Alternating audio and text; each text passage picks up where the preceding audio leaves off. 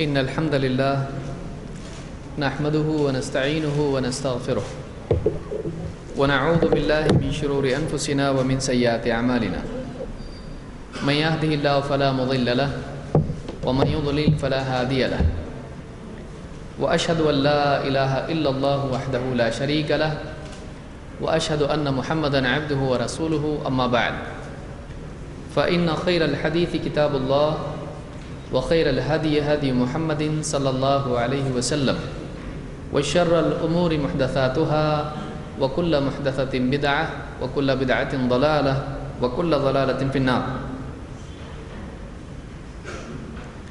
وقال النبي صلى الله عليه وسلم وصلوا كما رأيتموني أصلي. پچھلے درس میں ہاتھ نماز میں قیام کی حالت میں ہاتھ باندھنے سے متعلق کچھ مسائل ہم نے دیکھے.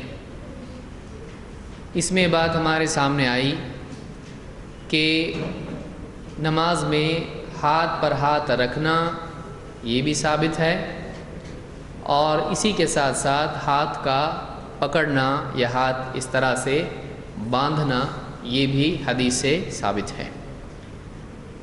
اس میں آگے ہم نے جو موضوع دیکھا وہ یہ کہ نماز میں دونوں ہاتھوں کا مقام کیا ہے.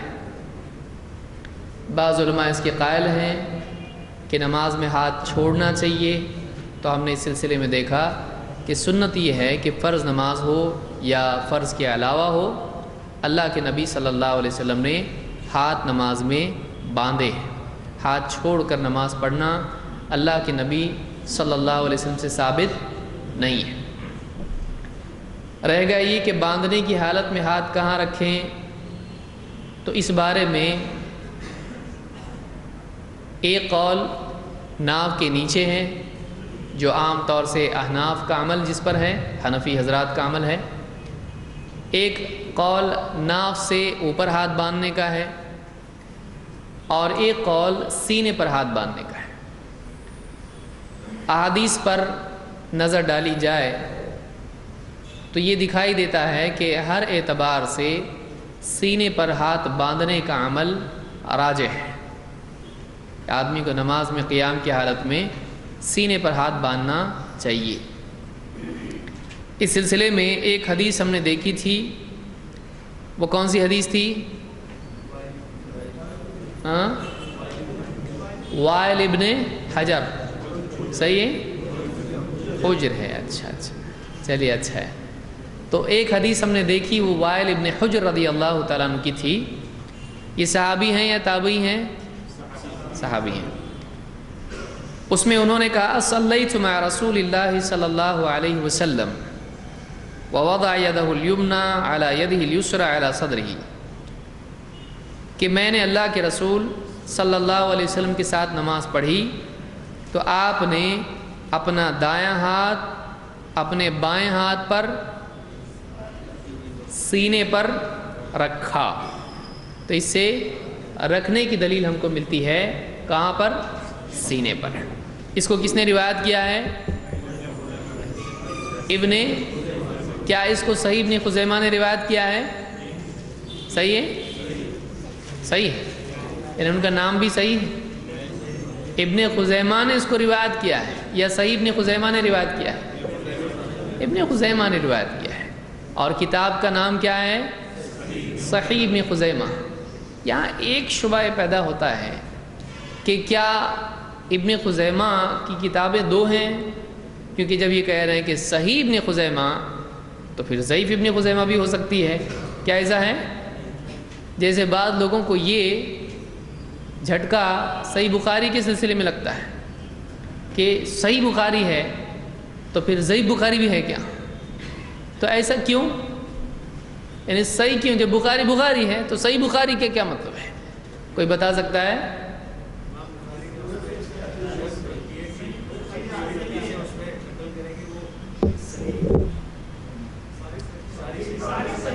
ساری حدیثیں صحیح ہیں، لیکن سوال میرا کیا آپ سمجھیے، میں پوچھ یہ رہا ہوں کہ صحیح بخاری تو کیا پھر ضعیف بخاری بھی ہے؟ تو پھر صحیح بخاری کیوں کہا جا رہا ہے اس کو؟ بخاری، صحیح بخاری، صحیح بخاری، ایسا ہے؟ ٹھیک، تو بخاری اور صحیح بخاری ایک ہی ہے، الگ ہے؟ تو پھر اس کو صحیح بخاری کیوں کہتے ہیں؟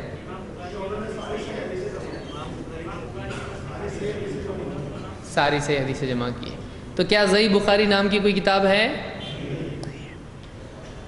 یہاں یاد رکھیے کہ صحیح الامام البخاری، جب صحیح بخاری کہا جاتا ہے تو اس کا مطلب کیا ہوتا ہے؟ اس کا مطلب یہ ہوتا ہے امام البخاری کی وہ کتاب جس کا نام صحیح ہے یا جو صحیح ہے۔ سمجھ میں آیا؟ جیسے ہم کہتے ہیں بیت اللہ، تو اس کا مطلب کیا ہے؟ اللہ کا گھر۔ پیچھے سے آگے آنا پڑتا ہے آپ کو۔ بیت اللہ تو آپ کیا کہیں گے؟ اللہ کا، یا آپ جیسے کہیں گے کتاب اللہ تو کیا ہوگا؟ اللہ کی کتاب۔ صحیح البخاری، امام البخاری کی وہ کتاب جس کا نام کیا ہے؟ تو وہ ایک ہی ہے۔ سمجھ میں آیا؟ تو یہ ایسا نہیں ہے کہ جیسے سنن ابی داؤد ہے تو اس کی صحیح سنن ابی داؤد اور ضعیف سنن ابی داؤد، یہ ایسا معاملہ ہے نہیں ہے۔ ہاں بول رہے کچھ لوگ، ایسا معاملہ نہیں ہے، بلکہ صحیح بخاری کا مطلب یہ ہوتا ہے امام البخاری کی صحیح، تو اس کا نام ہی کیا ہے؟ صحیح۔ تو وہ صحیح پوری کی پوری صحیح ہے، اس لیے اس کو کہا جاتا ہے امام البخاری کی وہ کتاب جو کیا ہے؟ صحیح ہے۔ تو ان کی غلط بھی کتاب ہے؟ نہیں، بلکہ یہ کتاب چونکہ انہوں نے اس کی شرط یہ رکھی اس میں ساری حدیثیں کیسی ہوں گی؟ صحیح، تو اس کا نام ہی صحیح پڑ گیا، الصحیح المختصر جو اس کا تفصیلی نام ہے، تو اس لیے اس کو صحیح کہا جاتا ہے۔ ٹھیک ہے، تو اسی طرح سے کیا کون سی کتاب کا نام ہم نے ابھی سنا؟ صحیح ابن، تو اس کا بھی مطلب کیا ہے؟ امام ابن خزیمہ کی وہ کتاب جو کیا ہے؟ صحیح ہے۔ تو اس حدیث سے بات معلوم ہوئی کہ اللہ کے نبی صلی اللہ علیہ وسلم جماعت کی نماز میں بھی ہاتھ باندھا کرتے تھے اور سینے پر باندھتے تھے۔ آپ کو کیسے معلوم پڑا ہے جماعت کی نماز تھی؟ ہم نے اللہ کے نبی صلی اللہ علیہ وسلم کے ساتھ نماز پڑھی، تو جب بھی صلیت مع آتا ہے عام طور سے اس سے مراد کیا ہوتا ہے؟ جماعت کی نماز۔ ٹھیک ہے، اب طاؤس کی روایت بھی ہم نے دیکھی تھی۔ طاؤس کون ہے؟ تابعی۔ تابعی کس کو کہتے ہیں؟ جس نے صحابہ کو ایمان کی حالت میں، اسلام کی حالت میں دیکھا، ایمان کی حالت میں دیکھا، اچھا، اور اسی پر ان کا خاتمہ۔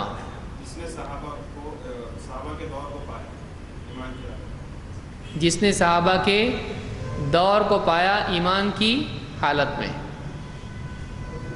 صحیح ہے، اور صحابہ سے نہیں ملے تو تابعی ہوئے۔ اچھا، اگر اللہ کے نبی صلی اللہ علیہ وسلم کے دور کو پایا لیکن ملاقات نہیں ہوئی تو صحابی ہوئے؟ تابعی کیسا ہو رہے؟ سمجھ میں آیا کہ ایک شخص اگر نبی صلی اللہ علیہ وسلم کے زمانے میں ہے لیکن ملاقات نہیں ہوئی، دیکھا بھی نہیں، تو کیا وہ صحابی ہے یا تابعی ہے؟ پھر سے پوچھ رہا ہوں، ایک شخص نبی صلی اللہ علیہ وسلم کے زمانے میں ہے لیکن اللہ کے نبی صلی اللہ علیہ وسلم سے ملاقات نہیں ہوئی لیکن زمانے میں ہے، تو کیا وہ صحابی نہیں ہوگا؟ ہوگا کہ نہیں؟ نہیں ہوگا۔ اس کو کیا کہتے ہیں؟ تابعی۔ اور ایک نام اس کا میں بتایا تھا اصول حدیث میں، کسی کو یاد ہے؟ مخدرم۔ مخدرم یاد ہے؟ سنے ہی نہیں تو یاد کیسے ہوگا؟ تو وہ دوسری ٹیم تھی اس کورس میں شاید، اور تھے اس میں لیکن نہیں بتا رہے تھے ہم لوگ۔ اس کا نام کیا ہے؟ اس کو کیا کہتے ہیں؟ مخدرم۔ ایسے لوگ جو اللہ کے نبی صلی اللہ علیہ وسلم کے زمانے میں تھے لیکن انہوں نے نبی صلی اللہ علیہ وسلم سے ملاقات نہیں کی اور آپ سے حدیث بھی نہیں سنی اور آپ کو دیکھا بھی نہیں، اس کو مخضرم کہتے ہیں۔ تو یہ کبار تابعین میں سے آتے ہیں، بڑے تابعی، ایسے لوگ بڑے کیونکہ ایسے لوگوں کا علم عام طور سے کن سے حاصل کیا انہوں نے؟ صحابہ سے، یعنی ایک دم قریب کے دور کے ہیں نا، تو کبار تابعین میں سے ہیں۔ کبار بڑے، کبیر کبار۔ تو طاؤس تابعی ہیں، اور کس کے شاگرد ہیں خاص طور سے؟ عبداللہ ابن عباس۔ کہتے ہیں کہ کان رسول اللہ صلی اللہ علیہ وسلم یضع یدہ الیمنی علی یدہ الیسری، اللہ کے رسول صلی اللہ علیہ وسلم اپنے دائیں ہاتھ کو بائیں ہاتھ پر رکھتے، ثم یشد بینہما علی صدرہ، پھر دونوں کو باندھ لیتے، کہاں پر؟ اپنے سینے پر، وہو فی الصلاۃ، جبکہ آپ نماز میں ہوتے تھے۔ تو نماز کی حالت میں آپ اپنے دائیں ہاتھ کو بائیں پر کہاں باندھتے تھے؟ سینے پر۔ یہ سنن ابی داؤد میں روایت ہے۔ بعض لوگوں نے کہا کہ ابو داؤد میں نہیں ہے، یہ کہاں ہے؟ امام ابو داؤد کی کتاب المراسیل۔ المراسیل کا مطلب کیا ہے؟ مراسیل مرسل کی جمع ہے۔ مرسل روایت ہم دیکھ چکے ہیں، کس کو کہتے ہیں؟ کون یاد دلائے گا؟ جس کی کوئی سند نہیں۔ تو معلق کس کو کہتے ہیں؟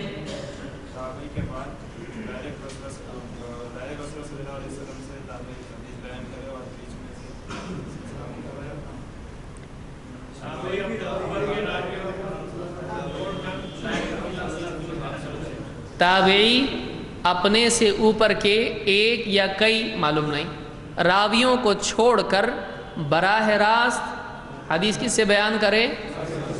اللہ کے نبی صلی اللہ علیہ وسلم سے۔ تو اس کو کیا کہتے ہیں اسی روایت کو؟ مرسل۔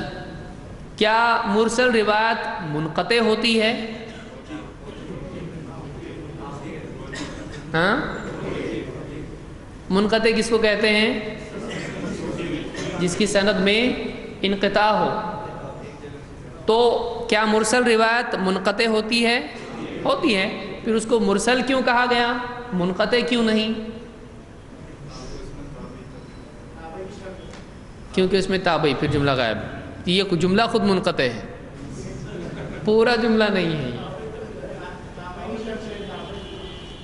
ہاں، منقطع کہیں بھی ہو سکتی، لیکن تابعی شرط ہے۔ تو کیا مرسل میں دیکھیے، جملہ بنانا ہم کو آنا چاہیے۔ مرسل میں اور منقطع میں ایک فرق ہوتا ہے۔ ایک جملہ ہوا، وہ فرق یہ ہے کہ منقطع میں انقطاع سند میں کہیں بھی ہو سکتا ہے، لیکن مرسل میں انقطاع تابعی سے اوپر ہوتا ہے۔ اس لیے اس فرق کو واضح کرنے کے لیے علماء نے دونوں کو الگ نام دیا۔ اس کا فائدہ یہ ہے کہ مرسل روایتوں میں راوی اوپر کا غائب ہوتا ہے، تو مرسل کم ضعیف ہوتی ہے دوسری روایتوں کے مقابلے میں۔ اسی لیے بعض علماء نے مرسل سے بھی دلیل لی ہے، جیسے مثال کے طور پر کون؟ امام ابو حنیفہ رحمۃ اللہ علیہ، امام مالک کے نزدیک بھی ہے۔ تو بعض علماء کے نزدیک مرسل خود کیا ہوتی ہے؟ دلیل۔ اس کی وجہ یہ ہے، وہ کہتے ہیں تابعی سے اوپر جھوٹے لوگ نہیں تھے اس زمانے میں، عام طور سے اکا دکا کوئی پایا جاتا تھا، لیکن عام طور سے اس زمانے میں جھوٹے لوگ نہیں ہوتے تھے۔ تو اس میں اس روایت کے کمزور ہونے میں کمزوری کم ہے کہ زیادہ ہے؟ کم ہے۔ لیکن امام مسلم نے محدثین کا جو اصول بیان کیا ہے اپنے مقدمے میں، انہوں نے کہا کہ عام طور سے محدثین کا طریقہ یہ ہے، جن سے ہم نے علم لیا ہے، عام طور سے محدثین کے نزدیک مرسل کیا ہے؟ ضعیف ہے۔ جن میں سے چار اماموں میں سے کون سے امام ہے جو کہتے ہیں مرسل ضعیف ہے؟ امام الشافعی۔ امام الشافعی کے نزدیک مرسل دلیل نہیں ہوتی ہے۔ ہاں، اگر اس مرسل کے سپورٹ میں کوئی اور روایت ہو، وہ اکیلی نہ ہو، تو اس کو سپورٹ مل سکتا ہے، پھر وہ روایت قابل قبول ہو سکتی ہے۔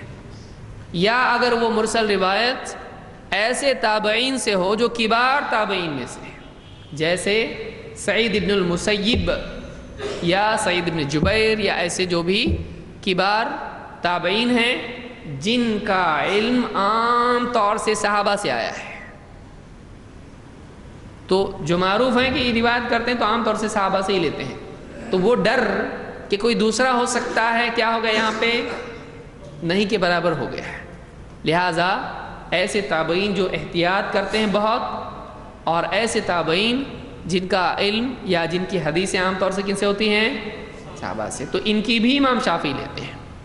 تو بنیادی اصول حدیث کے سلسلے میں یہ ہوا کہ جس حدیث کی سند میں انقطاع ہو وہ قابل قبول نہیں، کیونکہ حدیث کی پہلی شرط کیا ہے صحیح حدیث کے لیے؟ سند کیا ہونا چاہیے؟ متصل ہونا چاہیے، منقطع نہیں ہونا چاہیے، اور مرسل میں کیا ہے؟ انقطاع ہے، لہذا مرسل دلیل نہیں ہو سکتی ہے۔ لیکن اگر اسی مرسل روایت کے سپورٹ میں کوئی روایت ہے جو اسی معنی میں ہے تو اس کو تقویت مل سکتی ہے۔ یہ دیکھیے یہ ساری چیزیں معلوم ہونا ضروری ہے، نہیں تو پھر ساری باتیں سمجھ میں آئیں گی نہیں کیا مرسل کر رہے ہیں، کیا ہے انہیں تو سمجھ میں نہیں آئے گا۔ لہٰذا آپ کو چاہیے کہ جو اصول حدیث کے درس ہوئے ہیں، کتنے درس ہیں وہ؟ 13۔ کتنے ہیں؟ جس نے سنے وہی بول سکتا ہے، ہاں اسی لیے دیکھ رہا ہوں کون کون سنا ہے۔ 19، کچھ تو نمبر بولیے، کم سے کم معلوم تو کہ کچھ تو سنے ہوں گے۔ تو یہ 19 یا 20 کے قریب درس ہیں، آخری جو درس ہے وہ سوال جواب کا تھا، صحیح ہے؟ ہاں 19 درس اس کے ہیں۔ تو یہ درس آپ اگر سنتے ہیں، حدیث، پھر صحیح، ضعیف، حسن، منقطع، مرسل، معضل اور معلق، پھر راوی، پھر کون سے اس کی شرائط قبولیت کی کیا ہوتا ہے، طرق کس کو کہتے ہیں، اور مطابق کس کو کہتے ہیں، شاہد کس کو کہتے ہیں، یہ ساری چیزیں آپ کو معلوم ہوں گی۔ آپ اس کے بغیر حدیث کے سلسلے میں گفتگو کے میدان میں اترتے ہیں تو ایسے ہے جیسے بغیر لاٹھی کے آپ جنگ میں اتر رہے ہیں، تو آپ اس پر گفتگو کر ہی نہیں سکتے حدیث کے موضوع پر، کیونکہ وہاں مسئلہ یہی آئے گا صحیح اور ضعیف کا، اور پھر اس کی ساری تفصیلات کا۔ بہرحال تو یہ حدیث ہم نے دیکھی، تو اب طاؤس کی روایت کیا فی نفسی دلیل بن سکتی ہے؟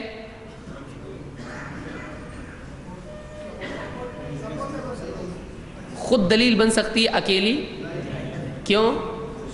مرسل ہے، لیکن اس کے سپورٹ میں ہے روایت، اس سے پہلی جو روایت گزری وہ اور یہ مل کے تقویت پا سکتے ہیں کہ دونوں میں بات کیا آ رہی ہے؟ سینے پر ہاتھ باندھنا۔ تو یہاں سے بھی وہ بات آ رہی ہے، وہاں سے بھی بات آ رہی ہے، راوی دونوں الگ ہیں، دونوں مل کے جھوٹ بول رہے ہیں نہیں، بلکہ ایک سے زیادہ طریق اگر کسی بات کے ہو جاتے ہیں تو اس کی قوت کیا ہو جاتی ہے؟ بڑھ جاتی ہے۔ اور آئیے اس بارے میں کیا دلیل ہے؟ تیسری روایت اس بارے میں کیا ہے؟ کیا نام ہے؟ حلب اور الطائی۔ حلب طائی کی روایت ہے، یہ صحابی ہیں، فرماتے ہیں رأیت النبی صلی اللہ علیہ وسلم، میں نے اللہ کے نبی صلی اللہ علیہ وسلم کو دیکھا، ینصرف عن یمینہ وعن یسارہ، ینصرف انصرف پلٹنا گھومنا، ینصرف عن یمینہ وعن یسارہ، آپ دائیں سے بھی گھومتے تھے بائیں سے بھی گھومتے تھے۔ کا کیا مطلب ہے؟ نماز ختم ہونے کے بعد امام کے لیے سنت کیا ہے؟ پلٹ کے کدھر منہ کرنا؟ مدینہ کی طرف، ہاں مقتدیوں کی طرف رخ کرنا، پلٹ کے بالکل گھوم کے مقتدیوں کو فیس کرنا، کراس بھی نہیں، وہ سیدھا ہے کہ امام سلام پھیرنے کے بعد میں گھوم کے مقتدیوں کی طرف رخ کر کے بیٹھ جائے، تو یہ سنت ہے۔ تو کہتے ہیں کہ میں نے اللہ کے نبی صلی اللہ علیہ وسلم کو دیکھا، اب گھومنا کہاں سے؟ دائیں سے کہ بائیں سے؟ یعنی ایسا گھومنا کہ ایسا گھومنا؟ تو کہا کہ میں نے دونوں طرف سے دیکھا، دائیں طرف سے بھی آپ پلٹ کے مقتدیوں کو فیس کرتے تھے، بائیں طرف سے بھی آپ کرتے، تو کوئی ایک خاص قاعدہ اس میں نہیں ہے۔ اور کہتے ہیں کہ وَرَأَيْتُهُ قال يَضَعُ هَذِهِ عَلَى صَدْرِهِ، اور میں نے آپ کو یہ بھی کرتے دیکھا، کیا؟ اپنے اس کو اس پر سینے پہ باندھتے دیکھا، يَضَعُ هَذِهِ یہ سینے پہ باندھتے دیکھا۔ اب یہ کس کے الفاظ ہیں؟ حلطائی کے۔ حدیث کے راوی یحییٰ ابن سعید جو محدثین میں سے ہیں، بڑے محدثین میں سے ہیں، کہتے ہیں وصف یحییٰ الیمنی علی الیسری فوق المفصل، کہ یہاں پر یحییٰ نے اپنے دائیں ہاتھ کو بائیں ہاتھ پر فوق المفصل، یہ مفصل ہے جوڑ، اس سے اوپر یہاں پر باندھا ہے اسے۔ تو کہاں باندھا ہاتھوں کو؟ اوپر کے الفاظ کیا ہیں؟ میں نے دیکھا کہ آپ نے اس کو کہاں رکھا؟ سینے پر۔ اور حدیث کے راوی کہتے ہیں کہ یحییٰ جو محدثین میں سے ہیں، انہوں نے جب کر کے بتایا اس کو لگا کہ دیکھو یہ ایسے سینے پہ باندھتے ہیں۔ تو یہ روایت ہے مسند احمد کی، اور یہ روایت سند کے اعتبار سے حسن درجے کی ہے، یہ خود اکیلی دلیل بن سکتی ہے، لیکن اس سے پہلے اور دلیلیں بھی ہم دو دی، تو ان سے اس کی تقویت کیا ہوگی؟ اور بھی بڑھ گئی۔ اب یہاں پر کچھ لوگوں نے ایک شبہ پیدا کیا ہے کہ وَيَضَعُ هَذِهِ عَلَى هَذِهِ لفظ تھا، راوی سے غلطی ہو گئی، یعنی اس کو اس پہ باندھتے تھے یا اس پر رکھتے تھے، یعنی سیدھے ہاتھ کو بائیں ہاتھ پر، دائیں کو بائیں پر رکھتے تھے، راوی نے غلطی کر دیا، اس نے کیا بول دیا؟ دائیں اس کو سینے پہ باندھتے تھے، تو سینے کا لفظ اس میں نہیں ہے۔ ایسا کچھ لوگوں کو غلط فہمی یہاں پر ہوئی ہے۔ اس غلط فہمی کے دور کرنے کے لیے ایک اور روایت ہے جو آپ کے حاشیے میں ہے، جس کو امام ابن الجوزی نے اپنی کتاب التحقیق فی مسائل الخلاف، پیج نمبر 15 پہ نیچے ہے، ملا کہ نہیں؟ ملا۔ قال ابن الجوزی، امام ایک نمبر پہ ہے نا، امام ابن الجوزی نے ایک روایت نقل کی ہے اپنی کس کتاب میں؟ التحقیق فی مسائل الخلاف، اختلافی مسائل میں تحقیق کیا ہے، یہ مسئلہ انہوں نے بیان کیا ہے، اور انہوں نے پوری سند اپنی بیان کی ہے یحییٰ ابن سعید کے طریق سے، اور حلطائی ہی کی روایت یہ ہے، اور اس میں وہ غلط فہمی انہوں نے دور کر دی کہ يَضَعُ هَذِهِ عَلَى هَذِهِ بس یہ تھا یا کیا تھا۔ تو اخیر میں الفاظ کیا ہیں؟ حلطائی کہتے ہیں رَأَيْتُ رَسُولَ اللَّهِ صلی اللہ علیہ وسلم يَضَعُ هَذِهِ عَلَى هَذِهِ عَلَى صَدْرِهِ، تو اب تین لفظ آ گئے، هَذِهِ عَلَى هَذِهِ عَلَى صَدْرِهِ، تو هَذِهِ عَلَى هَذِهِ صرف اتنا تھا، صدرہی نہیں تھا، ایسا ہے؟ اس میں کیا انہوں نے بیان کیا؟ هَذِهِ کا مطلب یہ ہاتھ، عَلَى هَذِهِ کا مطلب یہ ہاتھ، اس ہاتھ کو اس ہاتھ پہ رکھا، بس اتنا ہی تھا، عَلَى صَدْرِهِ سینے پر باندھا۔ تو یہ بھی حدیث کے الفاظ میں ہے، اور آگے کے الفاظ بلا شبہ وہی ہیں جو اس میں ذکر کیے گئے ہیں۔ تو اس حدیث سے بھی یہ معلوم ہوتا ہے کہ حلطائی کی روایت میں دائیں ہاتھ کو بائیں ہاتھ پر سینے پر باندھنے کی دلیل ملتی ہے، موجود ہے۔ تو یہ کون سی روایت ہوئی؟ تیسری روایت ہوئی اس سلسلے میں۔ تو اور اس سے پہلے کوئی اور روایت بھی گئی کیا؟ یہ کتنی ٹوٹل کتنی ہو گئی؟ تین ہوئی کہ چار ہوئی؟ چوتھی کہاں ہے؟ ہاں، ایک ہو گئی حلطائی کی، ایک ہو گئی وائل ابن حجر کی، اور ایک ہو گئی طاؤس کی، تو کل کتنے ہو گئے؟ چار، تین ہو گئے، اور چوتھی کہاں ہے پھر؟ حضرت علی رضی اللہ تعالیٰ کی روایت ہے جو کس باب میں آئی تھی؟ کس باب میں آئی تھی کا مطلب یہ ہے کہ کس مسئلے کے تحت آئی تھی؟ وسط ذراع پر، یعنی بیچ میں بھی رکھ سکتے ہیں ایسا، اس باب میں وہ آئی تھی۔ تو اس میں بھی کیا ہے؟ کہ فصل لربک وانحر کی تفسیر میں علی رضی اللہ عنہ کیا فرماتے ہیں کہ ہاتھ کو کہاں باندھنا چاہیے؟ سینے پر باندھنا چاہیے. عند النحر جو لفظ ہے علی صدرہ، تو نحرہ فصل لربک وانحر، وانحر سے انہوں نے استدلال کیا سینے پر باندھنا. تو ونہر زیادہ صحیح ہے سینہ زیادہ صحیح ونہر کے لیے یا ناف کے نیچے؟ کیونکہ ونہر کہاں ہوتا ہے؟ جانور کو ذبح کہاں سے کرتے؟ پیٹ کے پاس سے، پیٹ پہ مار کے ایک دم مر جا کچھ بولتے ہیں بسم اللہ واللہ اکبر کرتے ایسا پیٹ میں، ناف کے نیچے سے اس کی کاٹ دیتے ہیں اس طرح سے نہیں. وہ کہاں کاٹتے ہیں جانور کو؟ تو ونہر یہاں زیادہ قریب ہے. سمجھ میں آ رہا ہے؟ ٹھیک ہے. تو یہ مسئلہ کون سا ہمارا ہو گیا؟ رہا ناف کے نیچے باندھنے کا مسئلہ. اب ہم چونکہ یہ چھیڑ نہیں رہے ہیں لیکن پھر بھی بتا دوں اشارتاً کہ اس میں 2 راوی ضعیف ہیں. ایک زیاد ابن زید السوائی، یہ مجہول ہے، اور عبد الرحمن ابن اسحاق الواسطی، اس کے ضعیف ہونے پر سب کا اتفاق ہے. تو یہ 2 راوی ضعیف ہونے کی وجہ سے یہ روایت معتبر نہیں ہے. ٹھیک ہے. اگر کوئی آدمی آپ سے کہے کہ سینے پر ہاتھ باندھنے کا مسئلہ صحیح صریح غیر معارض حدیث سے پیش کیجئے، صحیح نص قرآنی یا صحیح صریح غیر معارض حدیث سے پیش کیجئے، آپ کیا کہیں گے؟ ہاں کیا کہیں گے؟ کون بتائے گا کیا کہے گا؟ کیا جملہ استعمال کریں گے؟ ہم کہیں گے دیکھیے یاد رکھیے اس کو، آپ کو بار بار سننے آئے گا. ابھی صریح نص قرآنی کا مطلب قرآن کی کلیئر کٹ آیت چاہیے، اور یا پھر کسی صحیح صریح غیر معارض حدیث سے پیش کیجیے.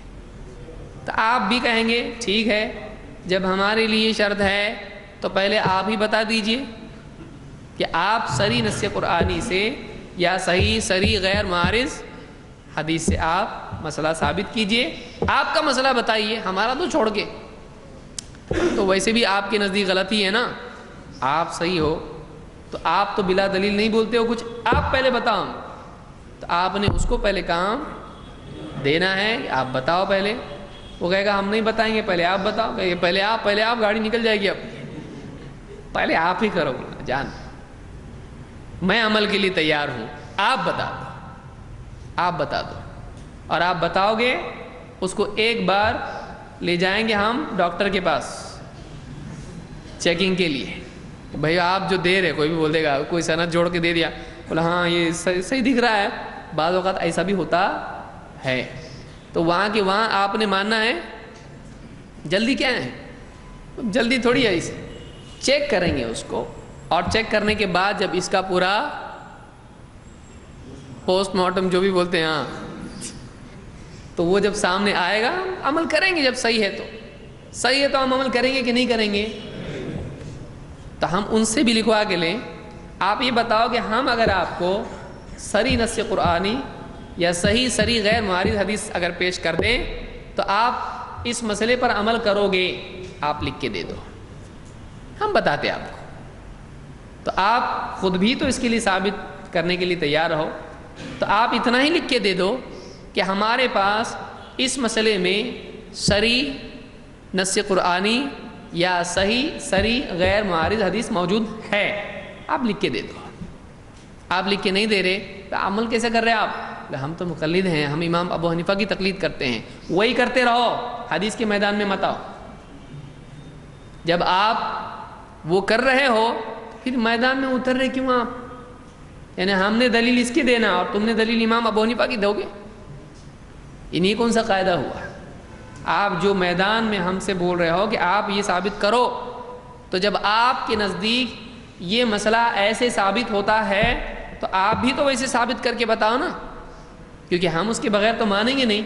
ہم امام ابو حنیفہ کا فیصلہ بلا دلیل کیسے مانیں گے؟ پھر امام شافعی کا کیوں نہیں؟ اس کے قائل کون ہیں سینے پہ ہاتھ باندھنے کے؟ کون سی کتاب میں لکھا ہوا ہے؟ سب تو بولے ابھی، سب بولے نا امام شافعی قائل ہیں اس کی، کون سی کتاب میں؟ ایسا ہوتا، اس لیے ہمیشہ ہر جملے کے لیے آپ کے پاس کیا ہونا چاہیے، نہیں تو کیا ہوتے، ایک نقطہ سر پہ لگ جاتا۔ آپ دلیل سے یاد رکھیں، ہدایہ میں یہ مسئلہ موجود ہے۔ ہدایہ سب کے نزدیک معروف کتاب ہے، کون سے مسلک کی کتاب ہے؟ مالکیہ، حنبلی، حنفی۔ تو ہدایہ میں حاشیے میں ہے، حاشیے میں نہیں ہے، عین ہدایہ میں، عین الہدایہ میں نہیں، ہدایہ میں ہے۔ ہدایہ میں مسئلہ کیا ہے؟ امام شافعی کے نزدیک کیا عمل ہے؟ سینے پر۔ تو ہدایہ میں ہے کہ امام شافعی کے نزدیک ہاتھ کہاں باندھے جائیں گے؟ سینے پر۔ تو ہم کہیں گے کہ ایک امام، تو پھر آپ اگر امام ابو حنیفہ پیش کر رہے ہیں تو ہم دوسرے امام پیش کرتے، ٹھیک ہے آپ کے امام شافعی، تو آپ وہ نہیں مانتے، یہ کیوں مانتے؟ بولے ہمارے امام ہیں، یہ آپ کے نہیں ہیں کیا؟ آپ تو کل بہت بتا رہے تھے چاروں ہمارے ہیں، آپ چار امام کو ماننے والے ہو کہ ایک امام کو؟ تو کہے گا چاروں کو مانتے۔ تو ہم سے ناراض آپ اسی لیے ہے نا کہ ہم چار اماموں کو نہیں مانتے ہیں، تو آپ کون سے امام کو مانتے ہیں؟ تو سوچے گا کون سی امام کو مانتے ہیں؟ بولے ہم امام ابو حنیفہ کو مانتے ہیں۔ تو تین کو نہیں مانتے کیا آپ؟ بولے نہیں ہم سب کو مانتے ہیں۔ تو پھر مانو نا، ان کو مانتے، ان کی نہیں مانتے، ایسا کوئی ماننا ہوتا کیا؟ ایسا ماننا ہوتا کہ ایک آدمی کہے میں ابو کو ابو مانتا ہوں لیکن ان کی نہیں مانتا، تو یہ فرما بردار بچہ مانا جائے گا؟ اس کا باپ کو کہے گا دیکھو باپ مانتا لیکن ایک باپ نہیں مانتا،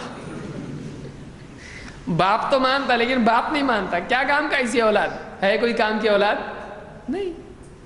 تو امام کو آپ مان رہے خالی ہاں امام ہے، تو اب تو ہم بھی تو مان رہے نا، پھر بھائی ہم سے شکایت کیا ہے آپ کو؟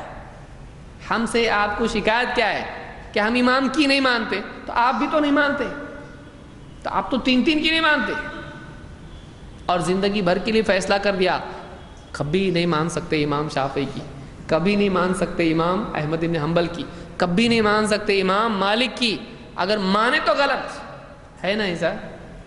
کیوں بھائی غلط کیوں؟ اس کا غلط، صحیح بات کو ماننا غلط ہوتا؟ بات تو صحیح ہے لیکن مانے تو غلط، تو سمجھ میں نہیں آ رہی کیا ہے یہ؟ ایسا فلسفہ ہے کہ جیسے عیسائیوں کو تثلیث کا مسئلہ سمجھ میں نہیں آتا ہے ٹرینیٹی کا، ویسے یہ چار کا مسئلہ ہے، وہ تین کا ہے وہاں پہ، یہاں یہ چار کا مسئلہ ہے۔ بولے سب صحیح لیکن ماننے کا ایک کی، وہ غلط ہے کیا؟ نہیں، ان کی مانو نا، نہیں مان نہیں سکتے، مانے تو صحیح کہ غلط؟ غلط، تو پھر وہ صحیح ہے کہ غلط؟ صحیح، لیکن مانے تو غلط، کون سا قانون ہے یہ؟ کیا لاجک ہے کہ کیا ہے یہ؟ کبھی آدمی، اس لیے کوئی بھی آدمی، کوئی بھی مقلد، اس کو آپ لکھ کے رکھیے، کوئی بھی مقلد اس عنوان پہ کبھی بھی بحث کرنے کے لیے تیار نہیں ہوگا کہ چار اماموں میں سے کسی ایک امام کی تقلید کرنا لازم ہے۔ آپ بولیں گے ایسا کیسے؟ یہ تو ان کا اپنا مسئلہ ہے، 5 گھنٹے ہم کوشش کیے ہیں، 5 گھنٹے میں سمجھتا ہوں 23 منٹ بھی اس میں ہوں گے، 5 گھنٹے اس موضوع پہ کوشش کرتے کرتے کرتے کرتے سارے علماء تھک گئے۔ بھائی ایک بات ہوتی ہے ثابت کرنا، ایک بات ہوتا ہے کسی کو منانا، ارے بیٹا آ تیری شادی ہے آنے کوئی تیار نہیں، تو امام صاحب تو نہیں بولتے نا قبول، نہیں بول سکتے، اس کو تو لانا پڑے گا نا قبول، بکرا ذبح کرنے کے لیے لانا تو پڑے گا نا، وہ آنے کو تیار نہیں ہے، اور گھسیٹ کے لے جانا مناسب بھی نہیں ہے، اس کو بتا رہے بھائی ذرا خود چل سو ملیں گا اس پہ جلدی ادھر تو تیار۔ 5 گھنٹے کس کو بولتے آپ؟ 5 گھنٹے میں ایک آدمی یعنی کہاں سے کہاں پہنچ سکتا ہے؟ ہندوستان سے حج کے لیے مکہ میں پہنچ سکتا ہے آدمی 5 گھنٹے میں۔ 5 گھنٹے میں وہ تھوڑا اتنا ٹاپک پہ آنے کے لیے تیار نہیں، کیوں؟ اس کو معلوم ہے یہ مسئلہ کیسا ہے، مسئلہ ہے اپنا، لیکن اس مسئلے پہ اگر مان لیا اور تیار ہو گیا بات کرنے کے لیے تو سمجھ لو اپنا کام تمام۔ کیا مسئلہ؟ آپ دیکھیے کوئی کسی اہل حدیث سے کوئی کہے ثابت کرو کہ اللہ کے نبی صلی اللہ علیہ وسلم کی اتباع سب پر لازم ہے، ارے تم نے کہا پاگل کہیں کہ لا الہ، کون سے کاغذ پہ لکھ کے دوں میں؟ لکھ کے نہیں دے گا؟ قرآن بھرا پڑا ہے اس سے، حدیثیں بھری پڑی اس سے. یہ ایسا مسئلہ ہے ہمارا بچہ بھی ثابت کر کے بتائے گا. اچھا یہ ہمارا مسئلہ ہے، آپ کا کیا ہے؟ قرآن حدیث نہیں، گمراہ ہو جائیں گے، زیادہ بہت ڈیپ ہے، مشکل ہے بہت. ٹھیک ہے، کیا ہے؟ امام کی کتنے؟ 4 نام؟ نہیں، ایک کنفرم، بولے پکا ایک دم زندگی بھر کے لیے سارے مسائل. ہاں ٹھیک ہے، لکھ کے دو. پہلے آپ یہ مانو کہ تقلید مطلق، ارے وہاں کیوں جا رہا تھا؟ یعنی پہلے یہ مانو کہ آپ تقلید مطلق مانتے. اس کو سمجھ لیجئے آپ ذرا، مسئلہ چونکہ آ گیا میں اس کو تھوڑا سمجھا دیتا ہوں. مقلدین کے نزدیک تقلید کی 2 قسمیں ہیں. ایک ہے تقلید مطلق اور دوسرے ہے تقلید شخصی. آپ لوگوں کو کچھ لوگوں کو یاد بھی ہو گیا ہوگا سن کے 5 گھنٹے. تقلید مطلق کا مطلب کیا ہوتا ہے؟ آزاد چھوڑا ہوا. مطلق اطلقہ کا مطلب اسی پر سے کیا لفظ ہے؟ طلاق. طلاق آیا کہاں سے؟ طلقہ، چھوڑ دینا. چھوڑ دینے سے طلاق آتا ہے. اطلقہ کا مطلب چھوڑ دینا، کوئی قید نہیں، کوئی قید نہیں. اسی پر سے آپ اصول فقہ میں بھی آپ نے دیکھا ہوگا مطلق اور مقید. مطلق اور مقید. تو مطلق کا مطلب ہوتا ہے جس میں کوئی قید، کنڈیشن نہیں، نو کنڈیشن، انکنڈیشنل جس کو آپ کہتے ہیں. تو ایک تقلید ہوئی انکنڈیشنل اور دوسری تقلید کیا ہوئی؟ تقلید شخصی. کنڈیشنل یا کیا بولیں گے اس کو، کسی سے جڑی ہوئی، کنفائنڈ جس کو آپ کہیں گے کہ وہ ایک. تو تقلید یہ ہے ان کے نزدیک، کوئی آدمی کسی کی بھی تقلید کرے، کبھی امام شافعی کی بات مان لیا، کبھی امام ابو حنیفہ کا فتویٰ، کبھی امام ابو یوسف کا، کبھی شیخ البانی کا، کسی کا بھی مان لیا. یہاں وہ لوگ نہیں آئیں گے لیکن ٹھیک ہے بول رہا ہوں مثال کے طور پر. سب سے زیادہ چڑھتے ہیں شیخ البانی کے اوپر وہ، کیونکہ سب سے زیادہ کینچی چلا، ان کی سارے کام ختم کر دیے نا. حدیث ضعیف، یہ حدیث ضعیف، مطلب اس کی سند میں ایسا ہے. تو پبلک کے اندر وہ نالج آ گیا جو علماء میں تھا. بہرحال تو ایک تقلید ہے کہ مطلق ہے، کسی کی بھی تقلید کر سکتے ہیں. اور دوسری کیا ہے؟ تقلید شخصی. شخص کا مطلب پرسن، شخص. اور تقلید شخصی کا مطلب کسی ایک کی تقلید.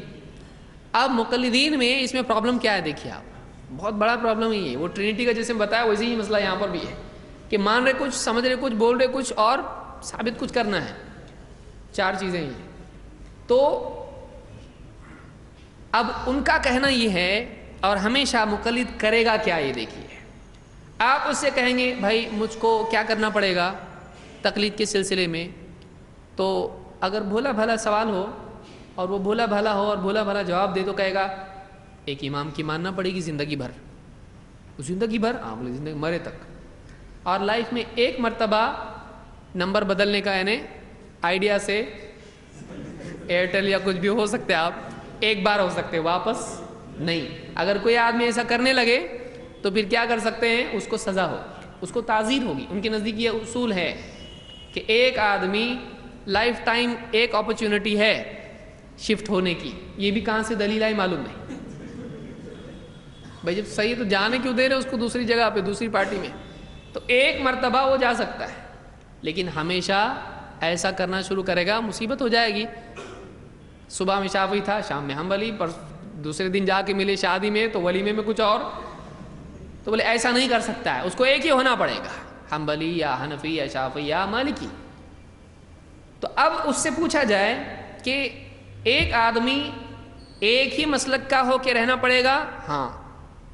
اب منواتا یہ ہے ایک ہی امام کی تقلید کرنی پڑے گی. اسی کو کیا کہتے ہیں؟ تقلید شخصی. لیکن جب واقعی آدمی پوری ٹوکری کھولتا ہے تو اس کو دکھائی دیتا ارے یہ پھل تو امام کا نہیں ہے، یہ فتویٰ امام ابو حنیفہ کا نہیں ہے، امام ابو حنیفہ کا فتویٰ کچھ اور ہے. بولے تقلید شخصی کا مطلب ایک امام نہیں. تقلید شخصی کا مطلب اس مسلک کے لوگوں کا فتویٰ. اس میں کیا آتا ہے؟ مفتہ بھی غیر مفتہ بھی. بولے یہ کہاں سے آیا؟ مفتہ بھی کا مطلب کیا؟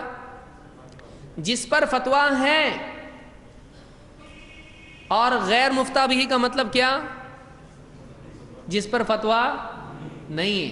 یعنی وہ مسئلہ ہے لیکن مسلک کا اس پر فتویٰ نہیں ہے. تو امام ابو حنیفہ رحمۃ اللہ علیہ کے ایسے کئی مسائل اور فتوے ہیں جو مفتہ بھی نہیں ہیں. کس نے چھوڑا؟ اہل حدیث نے؟ حنفی نے. امام ابو حنیفہ کا فتویٰ دکھا دو، یہ امام ابو حنیفہ رحمۃ اللہ علیہ کا فتویٰ ہے، یہ مفتہ بھی قول نہیں ہے. تو آپ ہم کو اتنا کوفہ کی فضیلت منوائیں، آپ امام ابو حنیفہ کی فضیلت منوائیں، امام ابو حنیفہ کا تابعی ہونا ثابت کرنے کی کوشش پوری جان لگا کے کیے، اور آپ نے بتایا وہ زمانہ قریب تھا اور ان کو زیادہ معلوم تھا، سب منوائے نا آپ کائے کے لیے؟ ان کا فتویٰ چھوڑنے کے لیے. تو آپ کیسے چھوڑے پھر؟ یعنی ہم اگر ان کے فتوے کو چھوڑتے ہیں تو ہم گمراہ، اور آپ نے ان کا فتویٰ اگر چھوڑا تو آپ مفتہ بھی. یہ قول کیا ہے؟ مفتہ بھی. امام ابو حنیفہ رحمۃ اللہ علیہ کے 70% مسائل، 2/3 مسائل ان کے شاگردوں نے، امام ابو حنیفہ کے 2 شاگرد امام ابو یوسف اور امام محمد نے چھوڑ دیے. کتنے بچا؟ کتنا؟ 30%. تو مطلب یہ مسلک کون سا ہے پھر؟ اور پھر یہ کہا جاتا ہے کہ امام ابو حنیفہ رحمۃ اللہ علیہ کے ساتھ پوری میٹنگ ہوتی تھی، کئی دنوں تک اس پر بحث ہوتی تھی، پھر جا کے جو مسئلہ فائنل ہوتا تھا وہ حنفی مذہب کہلاتا تھا. پھر جب وہ کہلا چکا تھا تو پھر بغاوت بعد میں شاگردوں نے کیسا کیے؟ جب پوری تحقیق کرنے کے بعد جب مسئلہ ثابت ہوتا تھا. سمجھ میں آ رہی بات؟ مطلب یا تو وہ جھوٹ ہے یا تو یہ جھوٹ ہے، پھر جھوٹ کیا ہے سچ کیا ہے؟ تو معلوم یہ ہوا یہ سب بولنے کی باتیں ہیں. ورنہ دیکھا جائے تو موطا آپ پڑھیں، موطا کتنی ہے؟ 6. 2. کون کون سی؟ ایک امام مالک کی اور دوسری کون سی ہے؟ امام محمد کی. امام محمد کون سے ہیں؟ امام ابو حنیفہ کے شاگردوں میں سے. تو امام محمد کی موطا آپ کھولیے، پہلا مسئلہ نماز کے اوقات کا دیکھیے. پہلی روایت نقل کر کے کہتے ہیں امام ابو حنیفہ کا کہنا یہ ہے لیکن ہمارا ایسا کہنا ہے. پہلی روایت. اگر کوئی آپ سے دلیل پوچھے کہ ان کے شاگردوں نے اختلاف نہیں کیے تو 2 ہی کتابیں آپ کے لیے کافی ہیں، بلکہ ایک ہدایہ ہی کافی ہے. ہدایہ میں آپ شروع کریں، کئی مسائل ایسے آئیں گے. امام ابو حنیفہ رحمۃ اللہ علیہ کا یہ فتویٰ ہے لیکن امام محمد کا یہ، امام ابو یوسف کا یہ. اس پہ مستقل ایک درس ہم انشاءاللہ مستقبل میں لیں گے کہ امام ابو حنیفہ رحمۃ اللہ علیہ کے شاگردوں نے امام صاحب سے اختلاف کیا کہ نہیں کیا. پوری لمبی لسٹ ہے، ہر باب میں کہیں نہ کہیں ہے. امام ابو حنیفہ ایسا کہتے ہیں، امام ابو یوسف ایسا کہتے ہیں، امام محمد ایسا کہتے ہیں. تو ایک حنفی یہ مانتا ہے کہ تقلید کی 2 قسمیں ہیں. کون کون سی؟ تقلید مطلق اور تقلید شخصی. ہم ان کا دعویٰ کیا ہے؟ کیا کرنا چاہیے آج؟ تقلید شخص. یعنی کسی ایک، اور کتنی گندی گندی باتیں بھی کہتے ہیں، یہ فاحشہ عورت کی طرح کسی ایک کی ہو کے نہیں رہتی. جیسے اہل حدیث کے بارے میں کیا کہتے ہیں؟ ایک عورت کی عزت کس میں ہے؟ وہ اپنے شوہر کی ہو کے رہے. تو اہل حدیث کے بارے میں کیا کہتے ہیں؟ یہ کیسے ہیں؟ ایک بے حیا عورت جو کسی ایک کی ہو کے نہیں رہتی ہے، ویسے اہل حدیث ہیں. ٹھیک ہے بھائی، آپ کا منہ ہے، کان ہمارے، لیکن ٹھہرو ذرا. اب آپ پورے امام ابو حنیفہ کے ہیں کیا؟ آپ تو نہیں ہیں نا. آپ اگر ہوتے تو کچھ بولنے کے میں مزہ بھی آتا ہے. آپ کدھر ہیں؟ آپ کسی مسئلے میں کتاب الطہارہ میں حنفی ہیں، کتاب الصلاۃ میں کچھ اور ہیں، اور کتاب الصوم میں کچھ ہیں. تو آپ بھی تو ایک کے نہیں ہیں. تو آپ بھی کیا ویسے ہی ہو گئے؟ ہم تو ایک ہی کے ہیں. ہم نے کب بولے ہم 4 امام کے ہیں؟ ہم نے کہا ہم 4 اماموں کی وہ بات مانتے ہیں جو کس امام سے کے مطابق ہو. تو ہم ایک ہی کے ہیں. آپ ہیں جو در بدر بھٹک رہے ہیں، اور آپ ایک فیلڈ میں ایک ہوتے تو بات اور تھی. عقیدے میں آپ کسی اور کی ہو کے ہیں، آپ فقہ میں کسی اور کے ہیں، اور آپ تزکیہ نفس میں کسی اور کے ہیں، تو آپ کس کے ہیں؟ آپ بتائیے. ہم عقیدے میں بھی کیا ہیں؟ اللہ کے نبی صلی اللہ علیہ وسلم اور صحابہ سے جو مل رہا ہم اسی کے ہیں. فقہ میں بھی کیا ہیں؟ کتاب و سنت. اور تزکیہ نفس میں بھی کیا ہیں؟ بن رہے ہم قادری. تو کون رہے؟ تو قادری سلفی. بولے یہ کون؟ چشتی سلفی. ایسا ہے کچھ؟ ہم تو سارے سلف، جو ایک کسی کا نام لے رہے ہیں ہم لوگ، ہم سارے سلف. وَيَتَّبِعْ غَيْرَ سَبِيلِ الْمُؤْمِنِينَ، جو ہمارے اسلاف ہیں، مَا أَنَا عَلَيْهِ وَأَصْحَابِي، وہ ایک رستہ ہے، اس سلف کے راستے پر ہم لوگ ہیں. ایک ہی ہے وہ. سلف کا راستہ نبی سے ہٹ کے ہے نا، تو پھر وہ نبی کا ہی راستہ ہے. تو ہم یہ کہتے ہیں کہ یہ کہنا بھی بہت گندی بات ہے، اور آدمی کبھی کبھی کسی کو گالی دے دیتا ہے جو اس کی اپنی ہوتی ہے، وہ سوچتا نہیں کہ میں اس کو کیا کہہ رہا ہوں. تو وہ خود اپنے بارے میں آدمی غور کرے کہ وہ عقیدے میں کچھ، عقیدے میں یا تو ماتریدی ہے یا تو اشعری ہے، فقہ میں حنفی شافعی مالکی اور حنبلی ہے، ان میں سے کوئی ایک ہے. اور تزکیہ نفس میں سلوک جس کو آپ کہتے ہیں، اس میں کیا ہیں؟ چشتی، قادری، نقشبندی، سہروردی. تو 2 4 4 کتنے ہو گئے ٹوٹل؟ 10. بس تو آپ کو تو 10 میں سے سلیکشن ہے، 4 کی بھی گنجائش نہیں. 4 سے باہر آپ جا رہے ہیں. ہمارے ایک ہی ہے. ہر چیز میں کیا ہے؟ قال اللہ قال رسول اللہ. اور اسی کا حکم کہاں ہے؟ قرآن و سنت میں. یہی بتایا گیا، یہی دین ہے. تو اگر بولنا ہو تو ہم بھی بہت کچھ بول سکتے ہیں، لیکن ہم لوگ ایسی باتیں نہیں کرتے ہیں جو اخلاق سے گری ہوئی ہوں. جس کے پاس دلیل نہیں ہوتی ہے وہی اس طرح کی باتیں کرتا ہے، تاکہ سامنے والے کو بے عزت کیے تو وہ تھوڑا سا چپ بیٹھے گا. بھائی اس کی مت لگو، اس کی باتوں میں، اس سے مت منہ لگاؤ، ورنہ کیا ہوگا، یہ ہم کو بے عزت کرے گا. تو ایسے لوگوں سے بہت سارے لوگ بات ہی نہیں کرتے. کیوں؟ اس لیے کہ وہ ذلیل کرنے پر آتے ہیں. تو ہمارا وہ طریقہ نہیں ہے، لیکن ہم کو بولنے آتا، ہم بول سکتے ہیں. تو 5 گھنٹے تک ہم لوگ کوشش کرتے رہے کہ کسی طرح سے بولنے والا اپنے موضوع پر تیار ہو جائے. بھائی ہم سے کیا منوانا چاہ رہے ہیں؟ کسی ایک امام کی تقلید ضروری ہے، لکھ کے دو، اس پہ بات کریں گے. نہیں، پہلے آپ تقلید مطلق مانو. ہمارا سوال یہ ہے کہ وہ کیوں؟ جب یہ آپ منوانا چاہ رہے تو وہ کیوں؟ آپ اس کو مانتے؟ تقلید مطلق کا مطلب کیا ہے؟ کسی بھی امام کی کبھی بھی تقلید کر سکتے ہیں، یہ تقلید مطلق ہے. صبح میں فلاں مسئلے میں امام شافعی کی مان لی، فلاں مسئلے میں امام ابو حنیفہ کی مان لی، فلاں مسئلے میں کسی اور کی مان لی، یہ تقلید مطلق ہے. وہ کہہ رہے ہیں آپ تقلید مطلق مان لو. ہمارا پوچھنا ہے کہ آپ مانتے ہیں اس کو؟ آپ مانتے ہو؟ نہیں. آپ کا کہنا کیا ہے؟ نہیں، ایسا نہیں کر سکتے. جو خود نہیں مانتے ہم سے کیوں منوا رہے ہیں؟ ہم تو یہ بھی مانتے نہیں، وہ بھی مانتے نہیں. تو ہم جو مانتے نہیں وہ ہم سے زبردستی کیوں منوا رہے ہیں؟ وہ اس لیے اس ٹاپک کو کہ یہ ٹاپک سے جان چھوٹے گی. تقلید مطلق کی بات کریں گے تو اس پہ کیا ہو جائے گا؟ اب ایک کی بجائے 4 امام ہو گئے نا، تو اور مسئلہ کیا کر دو؟ اس کو پھیلا دو. تو جو آدمی اس کو بھاگنا ہوتا ہے وہ میدان چھوٹا پسند کرتا ہے کہ بڑا. کوئی آدمی سے آپ کہیں چل ہم تجھ کو پکڑتے ہیں، تو بولے کہ نہیں، یہاں نہیں، میدان میں چلو، تاکہ اس کو کیا ملے. تو ہم کوشش یہ کر رہے ہیں کہ اس میں پکڑیں اس کو، جو تیرا گھر ہے، چل تیرے گھر میں پکڑ کے دکھا دے تجھ کو. بولا میرے گھر میں نہیں، کارپوریشن کے گراؤنڈ میں پکڑو کچھ. تو ہم بولے وہاں کیوں بھائی؟ تیرے ٹاپک پہ ہم بات کرنا چاہ رہے، جس کو تو مانتا نہیں اس پہ بات کرنے کے لیے کیوں مجبور کر رہا ہے ہم کو؟ تیرا موقف ہے، وہ تیرا دعویٰ ہے کسی بھی امام کی تقلید چلتی ہے صبح شام دن رات کبھی بھی، پیر منگل جمعہ سنیچر؟ نہیں، تیرا دعویٰ ہی نہیں، تو اس پہ بات کیوں کرنا چاہ رہا ہم سے؟ ہمارا ٹائم ویسٹ کرنے کے لیے ہم اس پہ بات نہیں کریں گے. بات لوگوں کو سمجھ میں نہیں آئے گی یہ بات، اس کو سمجھ لیجئے. ہمارا کہنا یہ ہے کہ جو تمہارا موقف نہیں ہے اس پہ تم بات کیوں کرنا چاہ رہے ہیں؟ ہم اس پہ بات کرنا چاہ رہے ہیں جو تمہارا موقف ہے. تم جس کو مانتے ہو ہم اس پہ بات کرنا چاہتے ہیں، جو تمہارا دعویٰ ہے اس پہ ہم بات کرنا چاہتے ہیں. کتاب میں لکھا ہے نا، تقلید کیا ہے؟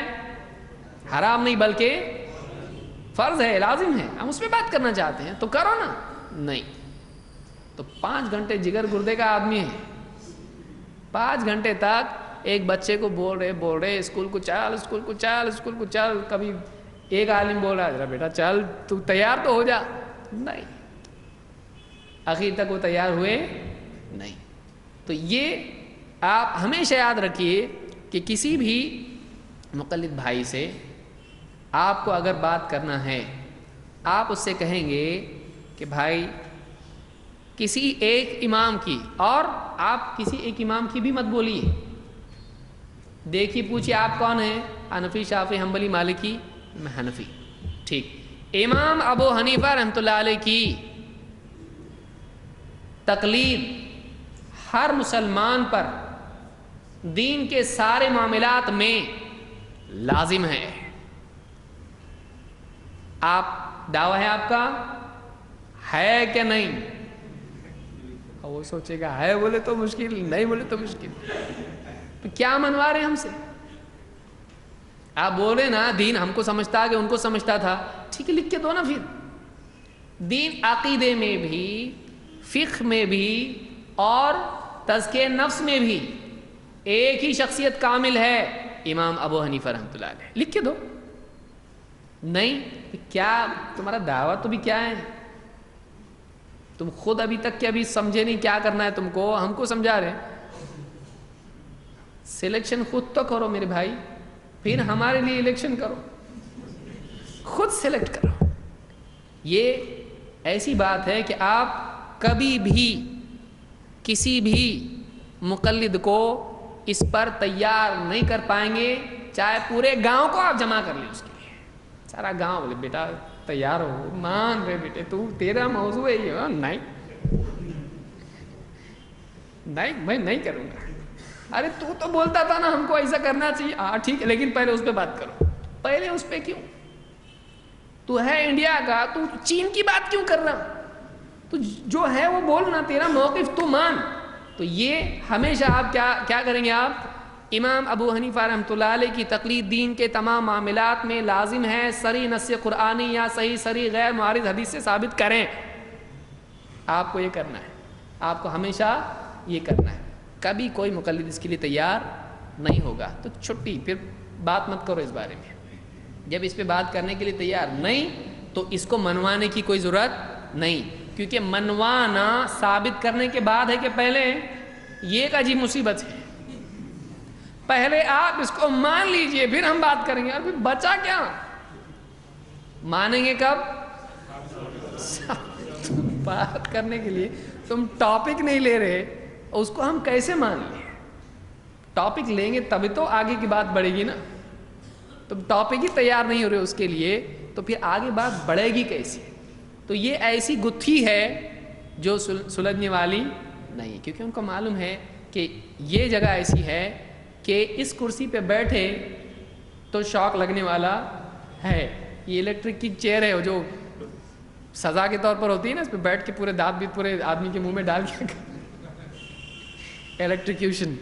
تو یہ مسئلہ ایسا ہے، اس پہ آپ کو کبھی ہمارا مقلد بھائی اگر عقل مند ہے تو کبھی تیار نہیں ہوگا. ہاں بھولا ہے تو تیار ہو جائے گا، لیکن اس کے بعد جب مولوی کے پاس جائے گا بولے کیا کر کے آیا تو؟ ارے بولے اپنا تو ٹاپک ہے. ارے نہیں کرنے کا تھا، یہ ٹاپک نہیں کرنے کا تھا ایسا. تو سمجھ میں آئی بات؟ تو ایسا مسئلہ یہ ہے، اس میں آپ ہمیشہ یاد رکھیں کہ آپ تیار کریں کس مسئلے پر. کون بتائے گا کیا ٹاپک ہے؟ ہم کو تیار کس پہ کرنا ہے؟ کسی کو تقلید شخصی کا لفظ بولنا ہی نہیں ہے. بولیں گے تقلید شخصی کس کو بولتے؟ لکھ کے دو. اب یہ تو کوئی نہیں مصیبت. امام ابو حنیفہ رحمۃ اللہ علیہ کی تقلید دین کے تمام معاملات میں کرنا جائز ہے کہ لازم ہے؟ لازم ہے ہر مسلمان پر. بھائی کیوں کچھ مسلمانوں کو چھٹی؟ سب سے بہتر یہ ہے نا ہر مسلمان پر لازم ہے. اور ثابت کیسے کرنا ہے؟ صریح نص قرآنی یا صحیح صریح غیر معارض حدیث سے. کر سکتا ہے کوئی؟ اب تک نہیں کیا، اب کیا کریں گے؟ تو یہ مسئلہ ہمارا مناظرے کا، مذاکرے کا جو بھی ہے یہ ہے، ہمیشہ رہے گا. اس پر تیار सीधी सी बात है ना, जब ये टॉपिक पेश किए तो आदमी तैयार क्यों नहीं होगा। हमको तो कोई भी बोल दे कि भाई कुरान सुन्नत की इत्तिबा लाजिम है, साबित करो, बोलिए हाँ इधर आ रहे गुड्डू, जा तो इस पे बात कर। हमारा गुड्डू बात करेगा उसके ऊपर, टेंशन ही नहीं हम लोगों को। इतना मोटा मौजू है कि नहीं है। यानी किसी मुसलमान को साबित करने की ज़रूरत पड़े कि किताब और सुन्नत की इत्तिबा लाजिम है, ये तो हमारा मौजू है ही है। लेकिन कोई आदमी अगर ये कहता है किसी एक इमाम की तकलीद लाजिम है, वो खुद उसका कायल नहीं है, वो खुद उसका कायल नहीं है। इसीलिए वो पब्लिक से कुछ मनवाता है, क्योंकि इमाम अबू हनीफा रहमतुल्लाह अलैह के नाम पर ही पब्लिक जमा हो सकती है, उनसे नीचे वालों की नहीं। तो मनवाना उनको पड़ेगा, लेकिन करवाना, फतवे मनवाना किसके हैं? फिर सबके फतवे आ जाते हैं। फिर देवबंदी भी है, बरेलवी भी है, फिर उनके अपने अपने फतवे हैं कि कौवा हलाल है कि कौवा हराम है कि नहीं। फिर ये किसका मसला है भाई? तो देवबंदी हजरात के नज़दीक कौवा हलाल है, उनके नज़दीक हराम। अब इनका बोलना है अरे नहीं वो कौवा नहीं, वो दूसरा कौवा है। और कौन सा कौवा है हमको नहीं मालूम, कौवा है, कौवा है। वो बोलते हैं, वो भी बोलते हैं, बरेलवी भाई हमारे बोलते हैं आइए आपको हम कौवे की बिरयानी खिलाते हैं, खाएंगे। तो ये अब देखिए ये कौन है? ये भी हनफी है। ये कौन है? ये भी हनफी है। तो आप इमाम अबू हनीफा को आप जब मानने वाले हो, तो आपके ये जो फतवा कौवे का कहाँ से आया? इमाम अबू हनीफा इस बारे में क्या कह रहे हैं? उनका तो इस बारे में कुछ फतवा नहीं है। तो आप तो बोले थे कि कुरान और हदीस में सब नहीं है, इमाम अबू हनीफा से सब मिलता, अब कहाँ से नहीं मिल रहा उनसे? अब क्यों नहीं मिल रहा उनसे? आए ना वापस से उधर ही नहीं है। तो अब आप किताब और सुन्नत की तरफ रुजू की बजाय अपने लोकल उलमा की तरफ जाना आपने शुरू किया, तो उसका यही नतीजा होने वाला है। फिर कौवे हलाल भी होंगे, हराम भी होंगे। तो ऐसे कई मसाइल हैं, ऐसे कई मसाइल हैं। तो इंशाअल्लाह मुस्तकिल किसी दिन हम तकलीद की शरई हैसियत पे दिन भर का, इसको तो मैं समझता हूँ 2 दिन का कोर्स करना पड़ेगा इसके ऊपर, ताम और क़ियाम के साथ मरकज़ पे आना पड़ेगा, तब जाके ये कोर्स मुकम्मल होगा। लेकिन इंशाअल्लाह, और हमारा मकसद देखिए किसी को सताना है नहीं है। अब सही बात है, अब किसी को बुरा उससे लगे तो उसकी अपनी गलती है, उसकी अपनी गलती है। हम तो कुछ इसमें गलत बात बोल रहे नहीं बोल रहे। तो ये मसला हमने देखा कि नमाज में हाथ दाएं को बाएं पर सीने पर बांधना चाहिए। और ये कहाँ से शुरू हुआ था? इमाम शाफी का मसला किस किताब में है? हिदाया में। वहाँ से हम लोग यहाँ आए हैं, ठीक है। तो इमाम शाफी का कौल हिदाया के मतन में है कि उनके नज़दीक साहिब हिदाया लिखते हैं कि नमाज में सीने पर हाथ बांधना चाहिए। तो जब इमामों ने कहा है, तो इमाम अबू हनीफा, आप समझ याद आ रहा होगा आपको, जब इमाम अबू हनीफा की आप बात मान रहे हैं कि नाफ के नीचे, तो ठीक है, इमाम शाफी की क्यों नहीं मान रहे आप? उनका भी तो कौल है कि सीने पे बांधना चाहिए। तो आप एक इमाम की मानते और एक इमाम की नहीं मानते, आपको कैसे मालूम पड़ा वही इमाम की, उसी इमाम की बात सही है, इमाम अबू हनीफा की बात सही है, आपको कैसे मालूम पड़ा? तो इस बात से साबित हुआ कि आपके पास कोई दलील नहीं है, आप महज किसी न किसी की बात मान रहे हैं।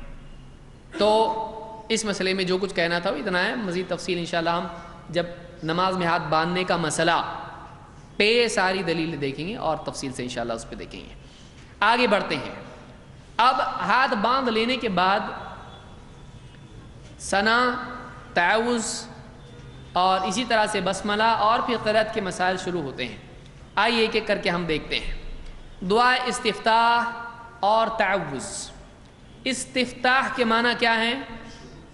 शुरू करना, खुलवाना या यानी इब्तिदा करना, इस्तिफ्ताह।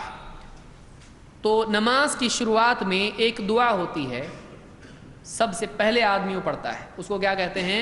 हमारे यहाँ बहुत सारे लोग उसको सना कहते हैं। इसमें कोई हरज नहीं है, क्योंकि युस्नी का लफ्ज़ भी हदीस में आया है। और उसको अगर हम दुआ इस्तिफ्ताह कहते हैं, इसमें भी कोई हरज नहीं, इसलिए कि आम मुहद्दिसीन यही लफ्ज़ इस्तेमाल करते आए हैं। और ताउज़ के माना क्या है? अल्लाह की पनाह चाहना या पनाह चाहना। तो आदमी क़िराअत से पहले ताउज़ करता है تو یہ دونوں چیزیں استفتاح اور دعا استفتاح اور تعوذ، اس کو ہم دیکھتے ہیں، اس کے بعد آگے مسائل دیکھتے ہیں۔ قرآن کریم میں اللہ تعالیٰ نے فرمایا فَإِذَا قَرَأْتَ الْقُرْآنَ فَاسْتَعِذْ بِاللَّهِ مِنَ الشَّيْطَانِ الرَّجِيمِ۔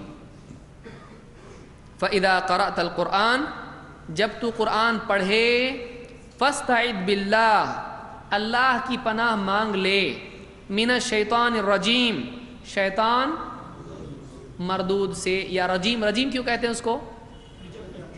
رجم کیا گیا اس کو، مرجوم کے معنی میں ہے۔ آسمان میں جب شیاطین جاتے ہیں تو کیا کرتے ہیں فرشتے؟ ان کو آگ کے شعلے مار کے بھگاتے ہیں، تو مرجوم ہے وہ، رجم کیا جاتا ہے اس کو۔ رجم کرنا آپ جانتے ہیں زنا کی سزا کیا ہے؟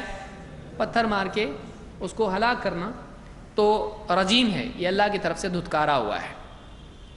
تو یہاں آیت میں اللہ نے فرمایا فَإِذَا قَرَأْتَ الْقُرْآنَ، اے نبی یا اے قرآن پڑھنے والے، اے مسلمان، فَإِذَا قَرَأْتَ الْقُرْآنَ، جب تم قرآن پڑھو، فَاسْتَعِذْ بِاللَّهِ مِنَ الشَّيْطَانِ الرَّجِيمِ، تو تم شیطان الرجیم سے اللہ کی پناہ مانگ لیا کرو۔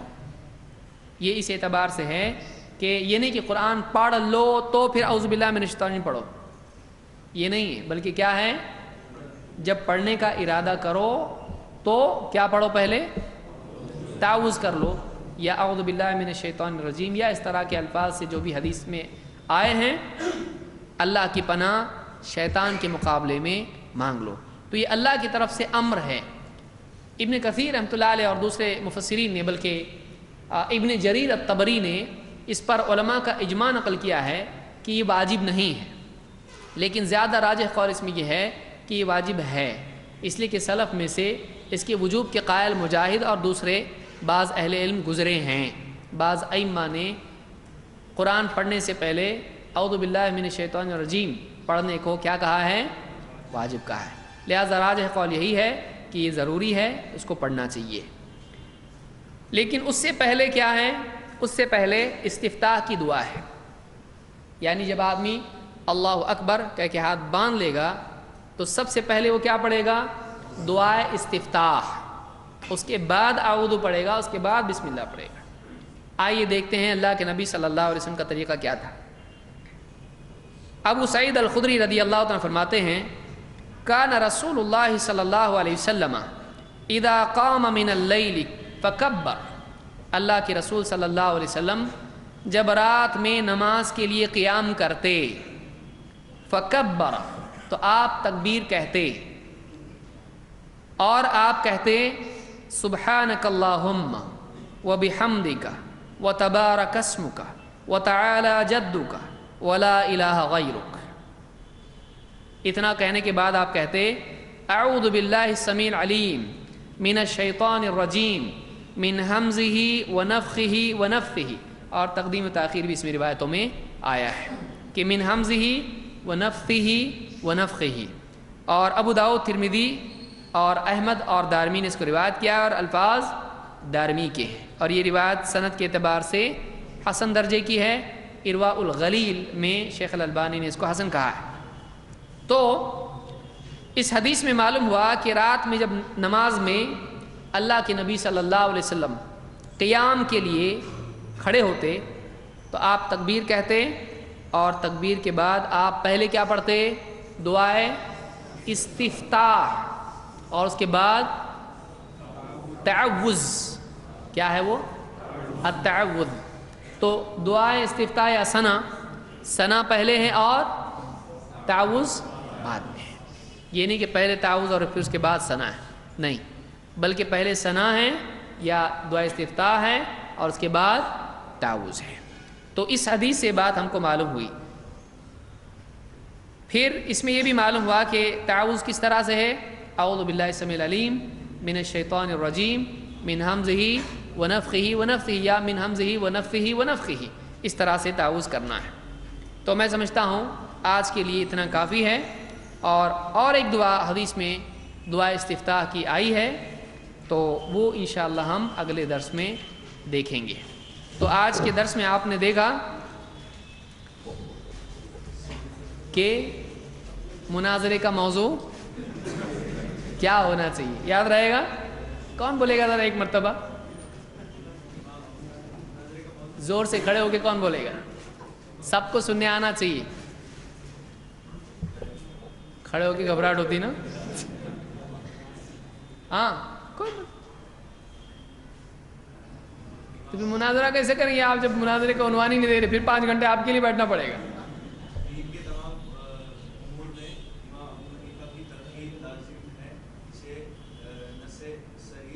صریح نص قرآنی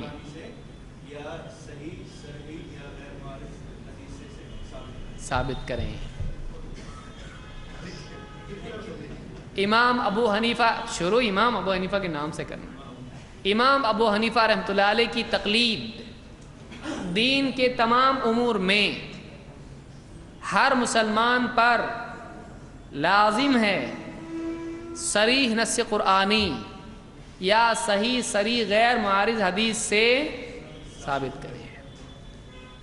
اب وہ کہیں گے بھائی ہم تو فقہ میں کرتے ہیں تقلید، عقیدے میں نہیں.